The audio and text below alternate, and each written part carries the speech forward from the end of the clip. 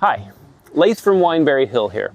I'm going to tell you a story about a naive man way back in November of 2023 who set out to build a DIY outdoor wood-heated sauna from repurposed materials. I know, it's insanity. It's the equivalent of putting a sauna on the moon. Or at least that's what the armchair experts flooded my email and my comments section saying. You see, according to the online sauna community, the building and the enjoyment of sauna is governed by very strict rules. And that baby-faced guy right there had no idea. Since then, I've posted 3 updates tracking my progress. And if you've seen those and you want to skip just to the final stage of construction, we'll go to this timecode in this video. Also at the end, I'm going to let you know how to get the construction guide. I'm going to do a Q&A, and I'm going to share some final thoughts if you're crazy enough to think about building something like this. Here is a summary of the project.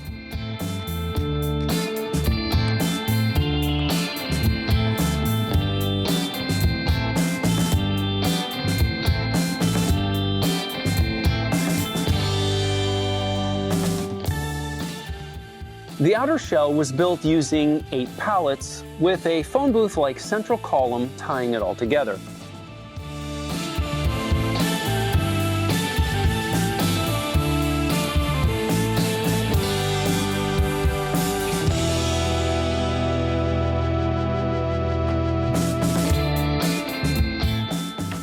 Once the shell and structure were complete, I clad it and covered it with building wrap. The next month or so was spent making and installing the shingles.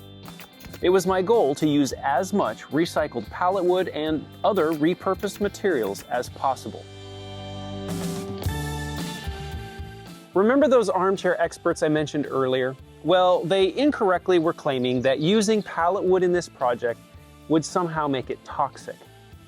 But that doesn't make sense, and I'll tell you why.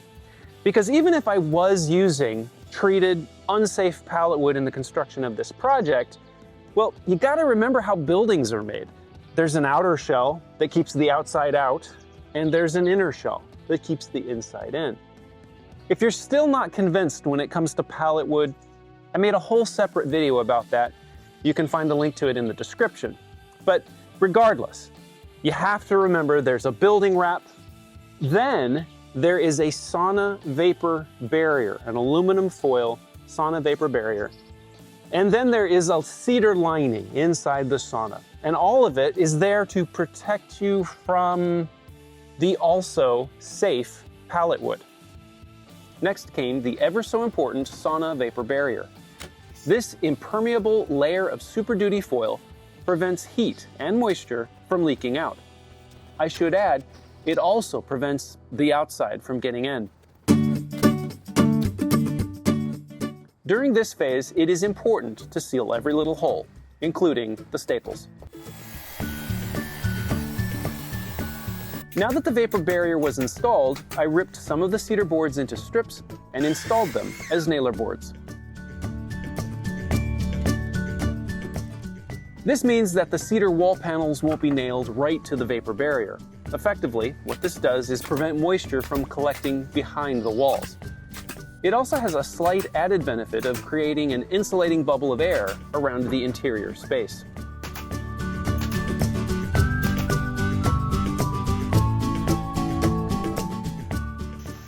The venting came next. The fresh air vent was ported with PVC connected to an old sink drain. This delivers fresh air right to the wood stove. The hot air exhaust is a slider above the door.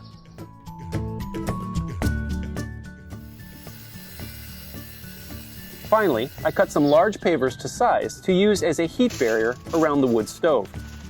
I installed a wall thimble designed specifically for air gapping a stovepipe through a wall or ceiling.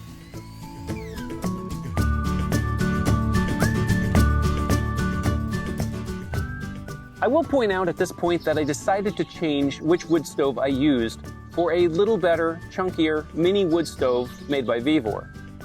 Once I was happy with the wood stove installation, it was time to build the seating and benches.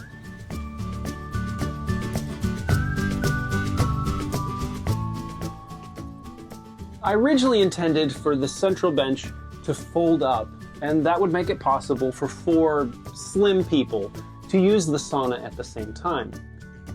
But really, this sauna is mainly for my wife and I to use, and so I made the central bench permanent.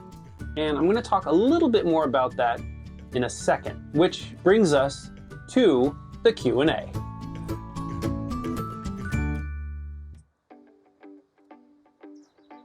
How long does it take to heat up? So normally my wife and I use the sauna at night. And so normally what I do is around 5 o'clock, I'll get the fire started and then I'll check on it periodically, make sure that I'm getting good red coals. I'll add some wood. And normally it takes a couple hours to get up to a good temperature. Now that obviously probably makes you think of a new question, which is how hot does it get? We've gotten it up to 165 degrees, but normally my wife and I prefer to stay in longer, and we have found that around 130, 140 is what we like. And so that's typically what temperature we get it up to. How many people fit in it? Well, as I mentioned before, if the central bench is folded up or isn't there, you can get 4 slim people in it at the same time. My wife and I are tall people. We are also slim. And so typically how we use it is we use that central bench as kind of like one person is cooking, and then the lower bench, the other person is either cooling off from being on the upper bench or they're warming up to eventually go up onto the upper bench. And they're either reading or whatever on that lower bench. So 2 people is how we use it, but in principle, if it didn't have the central bench, 4 slim people. And that rolls into the next question, which is what would I change? And my answer is, I wouldn't change anything, but I will give you a caveat. And that is, if you don't describe yourself as slim, and you want to build something like this, you might want to make it deeper. Like I said, my wife and I have no problem. There's plenty of room. You stretch out on that central bench. I'm 6 foot. It's taller than I am. But sitting in these lower areas and not being slim, it would be tight. So there you go. There's some hopefully useful information as it pertains to the experience of using the sauna. It's like a sauna in here.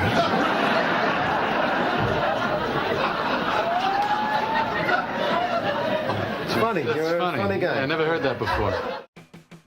When Josh and I were trying to decide how to describe the downloadable content that makes up the construction guide, we came to the conclusion that because this is a DIY project made from repurposed materials, the actual dimensions of the materials would vary from region to region. And so therefore, we describe it as a guide. If you are the brave soul that wants to set out and build something like this, well, you're going to need to be a creative thinker, and you're going to need to be able to improvise because, like I said, you will probably be using different materials with different dimensions. So, the downloadable guide is a reference point. It's a guide, it's a starting point to kind of help you see how I thought about my project. Now, if you would like to download it, you can do so at my shop, but I would also ask that you would consider becoming a paying member of my channel, where you have access not only to the blueprints and guides that I make, but also behind the scenes videos, as well as one-on-one access to me if you need something that you want to brainstorm. And I mentioned in past videos that commenting seems to be the only way to make YouTube notice my channel. So thank you for all those comments. And as always, if you like this video, you might like these.